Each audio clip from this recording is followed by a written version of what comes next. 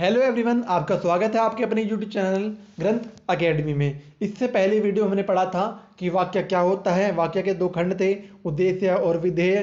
आज की जो वीडियो हमारी वाक्य के भेद से है, ठीक है। उससे पहले मैं आपको बताना चाहूँगा कि वाक्य क्या होता है, वाक्य की परिभाषा क्या होती है। वैसे तो मैंने उस वीडियो में बता दिया था, जिसे नहीं पढ़ा है, नहीं देखा है वो वीडियो, वो दोबारा उस वीडियो को देख ले, ठीक है। मैं दोबारा बता रहा हूँ वाक्य की परिभाषा क्या होता है। उससे पहले वीडियो को लाइक कर दीजिए, चैनल को सब्सक्राइब कर दीजिए, और किसी कोई समस्या है किसी भी विषय को लेकर तो वे सेक्शन में कमेंट सेक्शन में अपना कमेंट लिख दीजिए, ठीक है। देखिए वाक्य की परिभाषा दोबारा बताता हूँ क्या होता है वाक्य।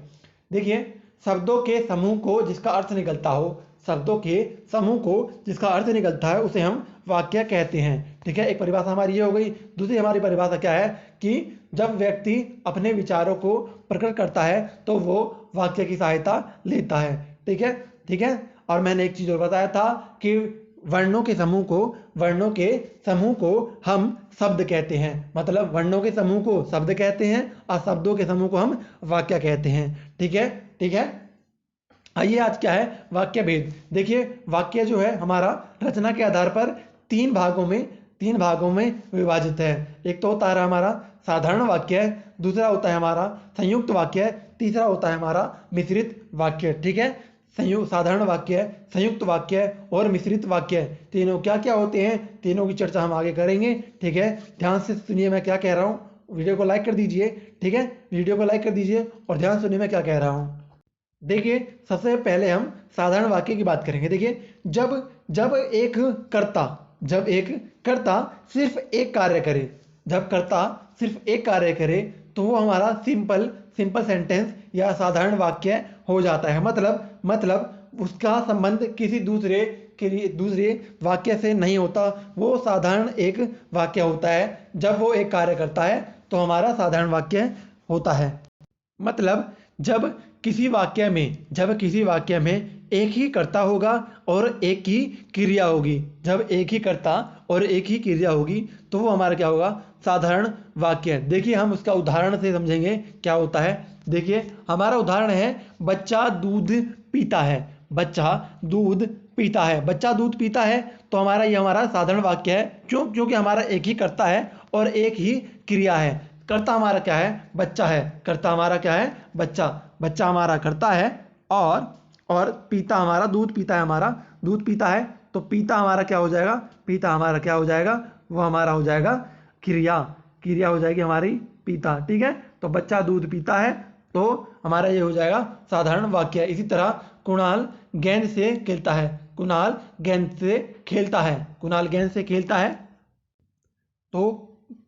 खेलता है। तो ये हमारा साधारण वाक्य है, क्योंकि इसमें भी एक ही कर्ता है और एक ही क्रिया है, तो हमारी ये हो जाएगा साधारण वाक्य। इसी तरह सपना पढ़ रही है तो ये भी हमारा साधारण वाक्य होगा, क्योंकि इसमें एक ही उद्देश्य है, मतलब एक ही कर्ता है और एक ही क्रिया है, ठीक है। मतलब साधारण वाक्य वो होते हैं जिसमें सिर्फ एक ही कर्ता और एक ही क्रिया हो, वो हमारे साधारण वाक्य कहलाते हैं, ठीक है। आइए आगे बढ़ते हैं।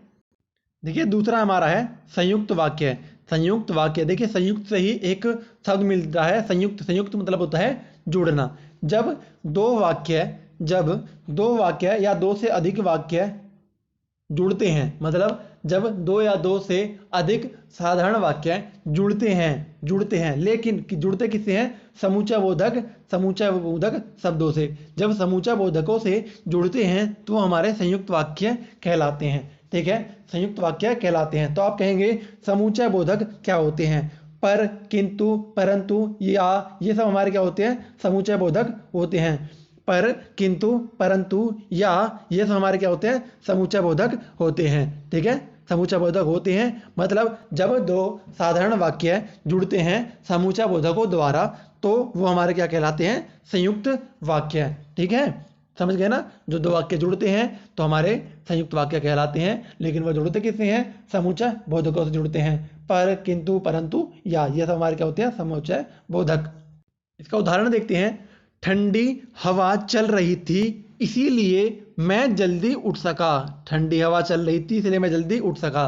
तो यहाँ जो हमारा इसलिए है, देखिए ठंडी हवा चल रही थी, ये हमारा एक साधारण वाक्य है, दूसरा मैं जल्दी नहीं उठ सका, जल्दी नहीं उठ सका, ये भी हमारा साधारण वाक्य है। ठीक है, ये भी साधारण वाक्य है, ये भी साधारण वाक्य है। जब ये दो साधारण वाक्य जुड़ रहे हैं, जब ये दो साधारण वाक्य जुड़ रहे हैं किसके जरिए, किसके जरिए, इसलिए, इसलिए मतलब ये क्या है, समुच्चय बोधक, समुच्चय बोधक है, ये हमारा समुच्चय बोधक अवयव है। ठीक है, समुच्चय बोधक है इसलिए। तो जब इसलिए, किंतु, परंतु या इन सब से जुड़ते हैं, इनसे सबसे जुड़ते हैं तो हमारे क्या होते हैं, संयुक्त वाक्य। ठीक है, दो वाक्य जुड़ रहे हैं, दो साधारण वाक्य भी हैं, समुच्चय बोधक भी हैं, तो इनसे जुड़ने वाले सब वाक्य को हम संयुक्त वाक्य कहते हैं। ठीक है, दूसरा उदाहरण देखते हैं। मैं तुम्हारी कॉपी, मैं तुम्हारी काफ़ी, ये कॉपी नहीं है काफ़ी है।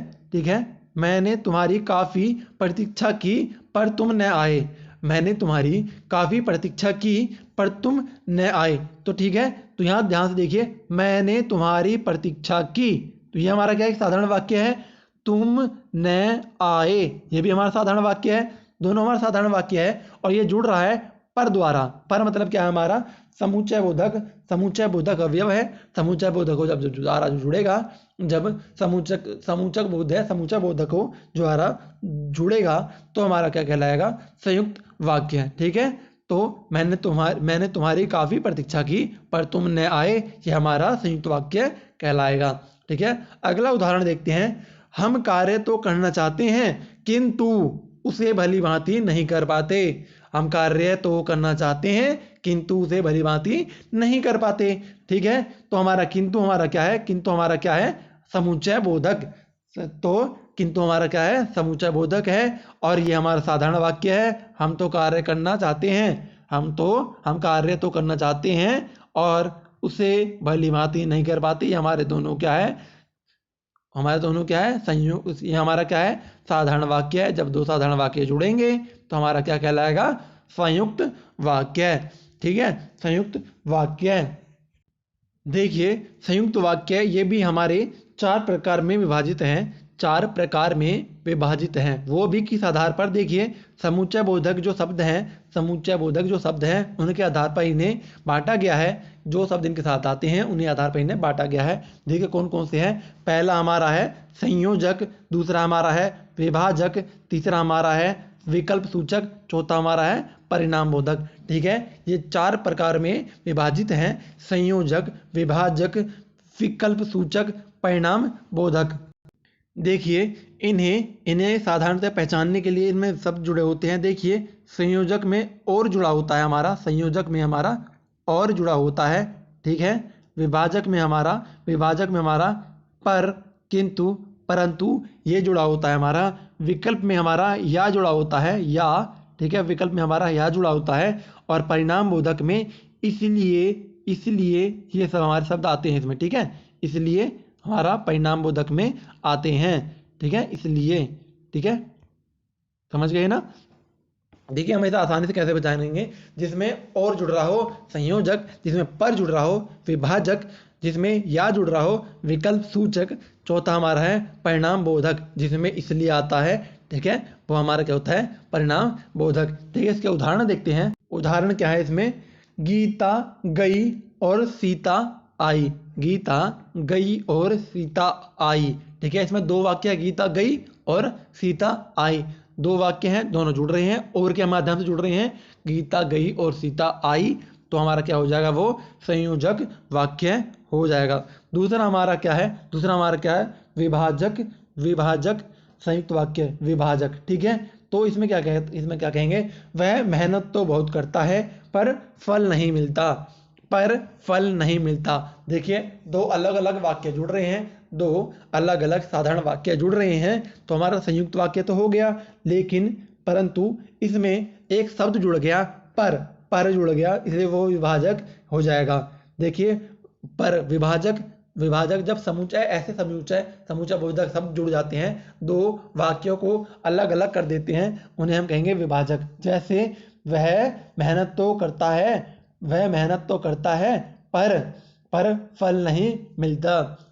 तो ऐसे एक उदाहरण और लेंगे, वह खाना तो खाता है लेकिन वो पतला ही है। देखिए, अगर देखा जाए तो वो कुछ गलत काम करता है वो शायद, तो वो अलग वे में नहीं ले जाना है, हमें ध्यान से पढ़ना है। क्या है कि वह मेहनत तो बहुत करता है लेकिन लेकिन वह फल नहीं मिलता, लेकिन पर फल नहीं मिलता। ठीक है। तीसरा है हमारा विकल्प सूचक। जब हमें विकल्प दे दिया जाए, या ये या वो, बीच में मतलब या जुड़ जाए, तो हमारा क्या कहलाएगा? विकल्प सूचक। जैसे जैसे या तो उसे मैं अखाड़े में पछाड़ूंगा, या अखाड़े में उतरना ही छोड़ दूंगा। ठीक है। ये तो घमंड वाली बात हो गई ना, कि या तो मैं उसे अखाड़े में पछाड़ दूंगा, या अखाड़े में उतरना ही छोड़ दूंगा। ठीक है। ठीक है, ये हमारा है इसका उदाहरण। ठीक है। या तो ये या तो वो, जब दो दो वाक्य जुड़ रहे हों, जब उसमें या की भावना हो, ये या वो। ठीक है। तो हमारा क्या कहलाएगा? विकल्प सूचक। चौथा है हमारा परिणाम बोधक। ठीक है। परिणाम बोधक, जिसमें इसीलिए सब जुड़ रहा हो, वो हमारा क्या कहलाएगा? परिणाम बोधक। आज मुझे बहुत काम है, इसलिए मैं तुम्हारे पास नहीं आ सकूंगा, या आज मैं कहीं घूमने जा रहा हूँ, इसलिए ये वीडियो नहीं देखूंगा।